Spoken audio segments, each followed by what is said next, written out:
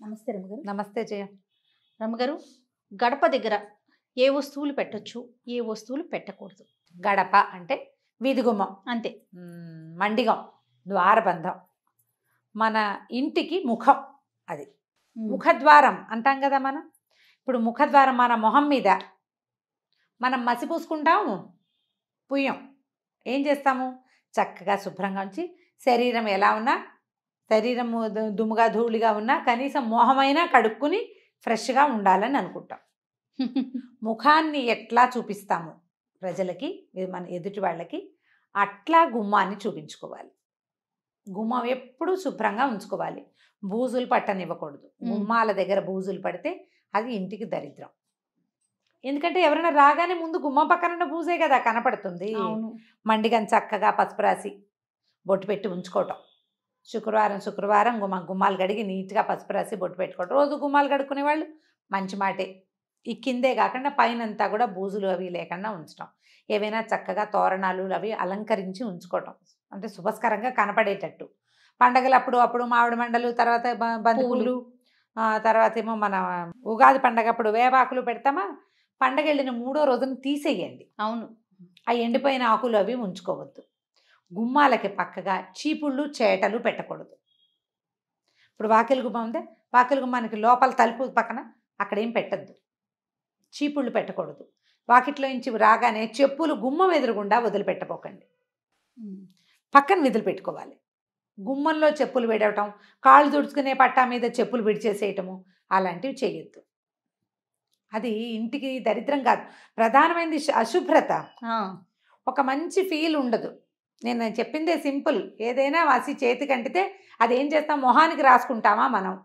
రాయం. కాబట్టి ఇంకా అది చేయకూడదు. ఎప్పుడూ వాకిలి గుమ్మం శుభ్రంగా ఉంచుకోండి. దానివల్ల ఇతరులకి మన మీద ఒక గుడ్ ఇంప్రెషన్ ఉంటుంది. మనకి ఇంట్లోకి వచ్చేటువంటి పాజిటివ్ వేవ్స్ బాగా పాజిటివ్గా వస్తాయి. తరచుగా వాకిలి గుమ్మము, తలుపులు శుభ్రంగా తుడిచిపెట్టుకోవాలి. బూజు దుమ్ము లేకుండా చేసుకోవాలి. చెప్పులు, చాటలు, చీపుళ్ళు అలాంటివి పెట్టద్దు. తర్వాత గుమ్మానికి తాళాలు అవి తగిలించద్దు. గుమ్మాలకి ఇప్పుడు ఈ వాకిలి గుమ్మాని కాదు, లోపల గదుల్లో గుమ్మాలకు కూడా తాళాలు తగిలించే అలవాటు ఉంటుంది కదా. గుమ్మాలకి అటు ఇటు మేకులు కొడతాం కదా జయ, మనం తోరణాలు తగిలించుకోవడానికి కదా. మామిడి మండలు కట్టుకోవడానికి ఏం చేస్తాం? ఒక పురుకోస కట్టి దానికి పెట్టుకుంటాం. ఆ మేకు ఉంటుంది, ఆ మేకుకు తాళం తగిలిస్తారు. అది తగిలించద్దు. జ్ఞాపకంగా ఉంచుకోండి ఆ మాట. ఎప్పుడు ఇదే శ్రద్ధగా ఉండాలి. ఇంకా దీనికి ఎక్కువ రకరకాల అలంకారాలు 2-3 తోరణాలు అవి వేస్తారు. ఈ తోరణాలు అవి దుమ్ముగా బూజుగా దరిద్రంగా ఉంచుకోవద్దు. వాకిలి ఇప్పుడు మనం దీపావళి పండుగ వస్తుంది, తర్వాత కార్తీక మాసం నెలనాళ్ళు మనం వాకిలిలో దీపం పెట్టుకుంటాం. అవునండి. ఆ దీపం పెట్టిన చోట మసిబారిపోయి మురికిగా కానివ్వబోకండి. దాంట్లో బ్యాక్టీరియా చేరేది ఎట్లాగా ఉంది, నీట్గా ఉండదు చూడగానే. మనకి ఫస్ట్ కనిపించేది మీరు అన్నట్లుగా ముఖం ఎలాగో గుమ్మం కదా. అక్కడి నుంచి గడప గౌరి నోము అని నోములు కూడా ఉన్నాయి. దాని మీద అమ్మవారు గౌరీ స్వరూపం ఈ గడప. అవునవును. అందుకని ఏం చెప్తారు పెద్దవాళ్ళు? గడప మీద నుంచోవద్దు, మండిగ మీద నుంచోకూడదు, మండిగ మీద కూర్చోకూడదు, వాకిలి గుమ్మాల మీద కూర్చోకూడదు. గుమ్మం మీద కూర్చునే సరుకులు గౌరీదేవిని ఎత్తి మీద కూర్చున్నట్టుగా చెప్తారనమాట. అదంతా సేఫ్ కాదు. ఈ ఇంటికి ఆధారం గుమ్మం. మన ఇంట్లోకి వచ్చేటువంటి పాజిటివ్ ఎనర్జీకి అదే ముఖద్వారం, అదే దారి. మన ఇంట్లో నుంచి బయటికి వెళ్ళే నెగిటివ్ ఎనర్జీకి కూడా, లేదా పాజిటివ్ ఎనర్జీ కూడా అదే దారి. సో నెగిటివ్ ఎనర్జీ బయటికి వెళ్ళిపోవాలి, పాజిటివ్ ఎనర్జీ లోపలికి రావాలి కదా.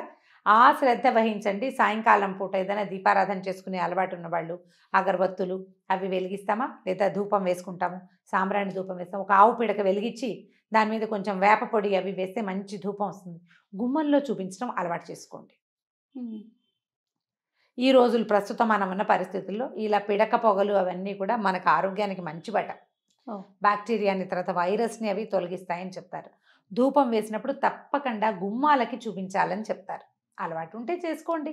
లేకపోతే ఏ పండగలప్పుడో ధూపం వేస్తాం, ఇల్లంతా ధూపాలు వేసే వాళ్ళు ఉన్నారు కదా, అప్పుడు కొంచెం వాకిట్లో తప్పకుండా ఈ గుమ్మానికి ధూపం చూపించాలి.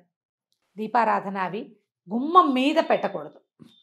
తర్వాత అగరత్తి పుల్లలు వెలిగించి గుమ్మం కొసల్లో దోపి పెట్టబోకండి. అట్లా చేయకూడదు. మనం ముఖానికి ఏమేమి చక్కగా చేసుకుంటామో అలా గుమ్మాన్ని అలంకరించి ఉంచుకోండి. ఆ గుమ్మమే మన ఎనర్జీకి మూలము అని. గుమ్మం తొక్కకూడదని, తొక్కకూడదు. గుమ్మం యువతల నుంచి డబ్బులు అలాంటివి దాటేటప్పుడు ఇవ్వకూడదని. దాటేటప్పుడు గుమ్మం దాటి లోపలికి వెళ్ళాలి. ఆ. గుమ్మం మీద కాలేసి వెళ్ళకూడదు. ఆ, పిల్లలకి నేర్పించాలి. గుమ్మాలు దాటినప్పుడు ఒక వేడుక కూడా చేస్తాం. గడపలు దాటితే గారెలు పోస్తారు పిల్లలకి అవునవునవును. కదా. బోర్ల పడితే బొబ్బట్లు, గడపలు గడపలు దాటితే దాటితే గారెలు. గారెలు. కాబట్టి దాటాలి.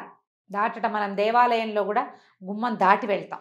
దండం దండం పెట్టుకుని గుమ్మం మీద నుంచి అవతలకి పెద్ద పెద్ద గుమ్మాలు కూడా ఒక్క జంపు చేస్తూ ఉంటాం మనం. అవునండి, అవును. అట్లా గుమ్మం మీద కాలు వేయకూడదు. ఆ నియమాన్ని ఉంచుకోండి, నేర్పించండి. ఇవి పురాతన కాలం నుంచి వచ్చే సంప్రదాయాలు.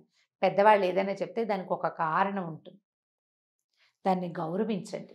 ఓకే. మన ఇంటి గడపని గౌరవించకపోతే మనం గౌరవాన్ని పొందలేకపోతాం. మనకి బంధాని మీదే లేదు మరి ఆ, కదా.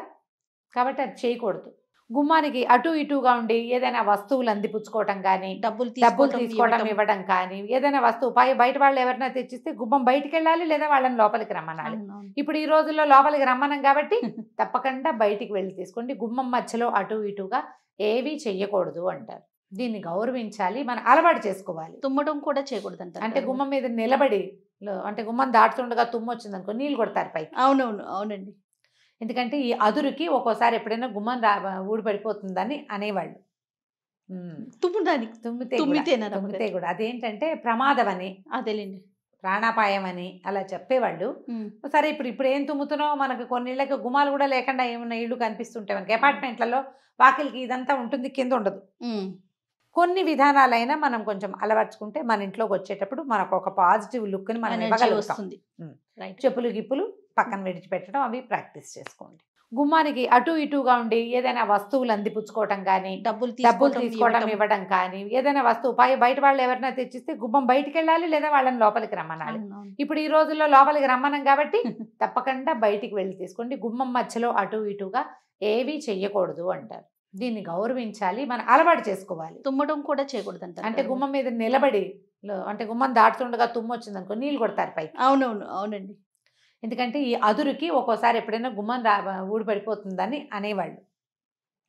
తుమ్మడానికి తుమ్మితేనా రమ్మగారు? తుమ్మితే కూడా అదేంటంటే ప్రమాదం అని, అదేలేండి.